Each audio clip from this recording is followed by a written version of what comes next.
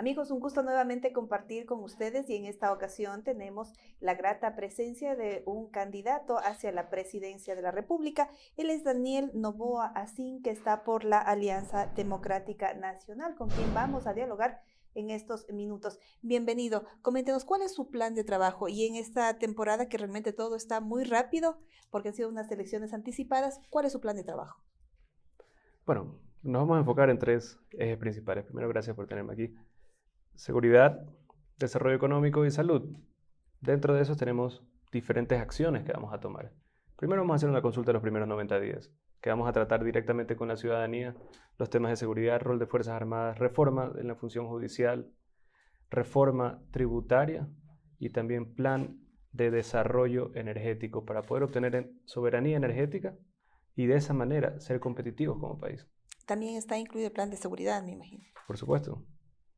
Ahora, vamos a explicar al público dentro de estas áreas cuáles son los puntos más importantes que usted justamente va a atender en estas áreas. Bueno, el plan de seguridad, cero tolerancia a la violencia, cadena perpetua a los criminales violentos, reconocer como narcoterroristas a las organizaciones con nombre y apellido, como lo hicieron en España con el ETA, como lo hicieron en México con los carteles, como lo hicieron en Colombia con la FARC, como lo hicieron en Estados Unidos con Al-Qaeda. Las fronteras, bloquearlas, porque 2/3 de la droga que sale por puertos ecuatorianos entra por la frontera con el Perú o con Colombia. Militarizar la frontera de nuevo.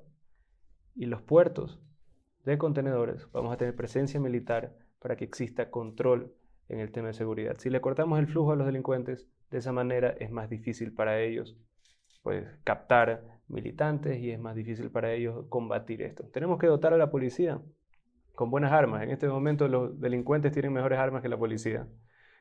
La policía no tiene ni balas, ni chalecos, ni armas correctas. Ya existe el reglamento, por fin, lo sacaron recién hace un par de meses, del uso progresivo de la fuerza, así que sí se lo puede aplicar. Lo que faltan son las armas para aplicarlo. Ahora, hay una situación, la delincuencia no es solamente territorial, es una delincuencia que prácticamente es mundial y tiene sus nexos básicamente en varios países. ¿Será necesario de pronto hacer alianzas con otros países, de pronto como para combatir este mal? Correcto, eso es parte del programa. Mañana justo tenemos a las 11 de la mañana una reunión con el embajador de Israel y estamos planeando una visita, ya que Israel, siendo una nación pequeña, logró sobresalir y protegerse en temas de seguridad, en temas militar y también tienen el mayor desarrollo en tecnología hídrica, algo que el Ecuador necesita con urgencia. La distribución de agua. El agua hay en el Ecuador. El problema es la distribución, la asistencia técnica hídrica también para pequeños y medianos productores y de esa manera ayudamos al agro, ayudamos también en casos de desastres naturales, porque tenemos que encontrar el verdadero cauce de los ríos y hacer pequeños dragados para proteger poblaciones y al mismo tiempo capacidad hidroeléctrica. El agua es un bien que todo el mundo quiere en este momento y está mucho el tema de la contaminación. Y ligado al agua está el tema de la agricultura. ¿Cómo lograr fortalecer el tema de la agricultura en nuestro país, por un lado? Y por otro lado, ¿cómo reactivar la economía en nuestro país? Porque esa es una de las exigencias y una de las grandes necesidades de nuestro país, el tema económico. ¿Cómo reactivar ese aparato productivo? Bueno, yo creo también en el emprendimiento en el campo. El emprendimiento juvenil no solo tiene que ser en materia tecnológica o en materia comercial en las grandes ciudades, sino puede haber también emprendimiento en el campo, que los jóvenes tengan la opción de volver al campo. ¿Cómo se lo puede lograr? Nosotros tenemos el Plan Nueva Semilla, que el MAGAP, en conjunto con el Banco de Desarrollo, ayuda y asiste a los productores con, primero, estudio de suelo para saber qué tienen, estudio de subsuelo hídrico para saber dónde pueden tener pozos, estudio de demanda internacional para saber dónde pueden vender sus productos y de demanda nacional. Y una vez que se le provee eso al pequeño y mediano productor que no tiene el dinero para hacer esos estudios, ahí se le presta. ¿Por qué? Porque uno ya sabe, ok, su suelo capaz no es para maíz, capaz es bueno para jengibre, capaz es bueno para pimiento verde, para otra cosa. De ahí, demanda, hay demanda nacional para el pimiento verde, como ejemplo lo estoy usando, o para exportación.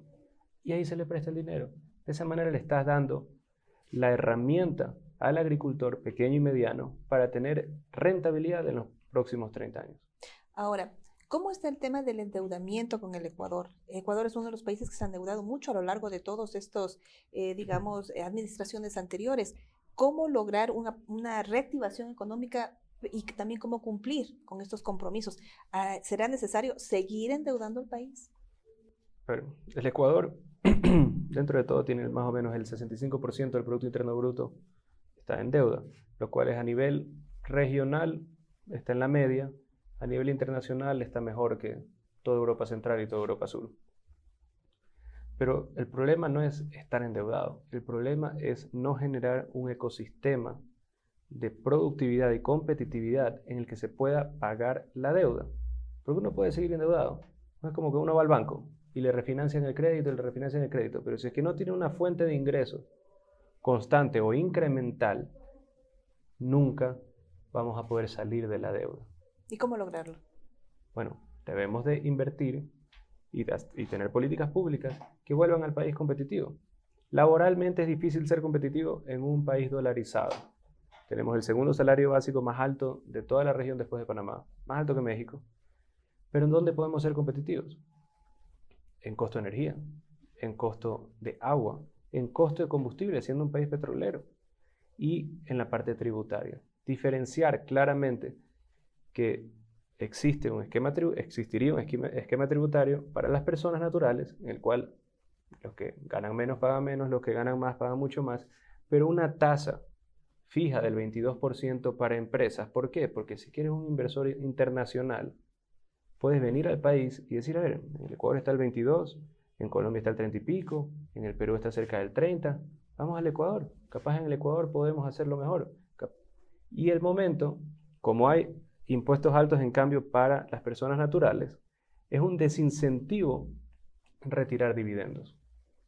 Porque el momento que se retira dividendos, el inversor nacional tiene que pagar impuestos altos. De esa manera, se incentiva la generación de empleo, se desincentiva el retiro de dividendos y existe mayor desarrollo en el país. Sobre el tema de los impuestos, ¿se tendrá a la baja los impuestos o cómo piensa usted básicamente manejar ese tema de los impuestos?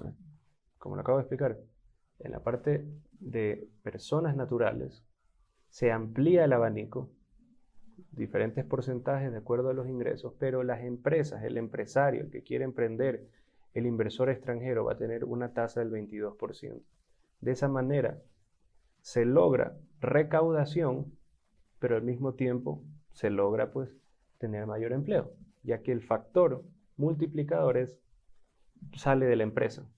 La empresa es la que va a generar mayor empleo y por sí las personas contratadas van a tener la posibilidad de consumir. Si hay posibilidad de consumir, existe un círculo virtuoso en el cual todo el país va a tener consumo, las tiendas van a poder vender más, el supermercado va a poder vender más, las casas comerciales van a poder vender más y indirectamente se genera más IVA. Entonces sí se genera mayor ingreso para el país. Ahora, de otro ámbito, hay una preocupación mundial también, no solamente del Ecuador, en el tema de la conservación del ambiente.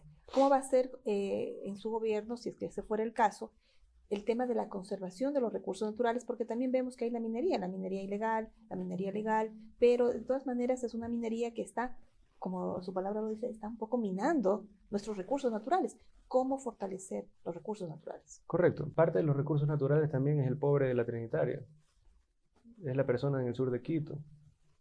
Es la persona en los barrios pobres, en Chone, en Puerto Viejo, en Puerto Bolívar, en Machala. Esa es parte de nuestros recursos naturales. Las personas. Entonces, ¿cuál es la política de mi gobierno?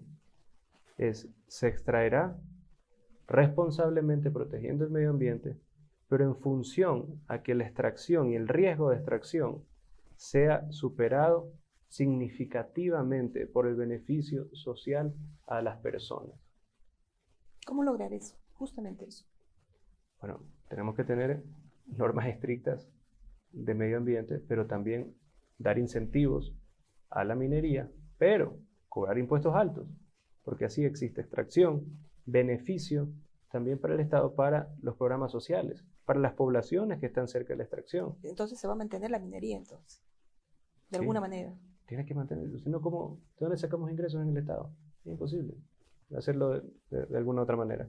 En la parte de Yasuni, lo cual para mí, yo voy a votar para que se quede bajo tierra eso. ¿Por qué? Porque creo que hay un error de proyección en los próximos 5 años.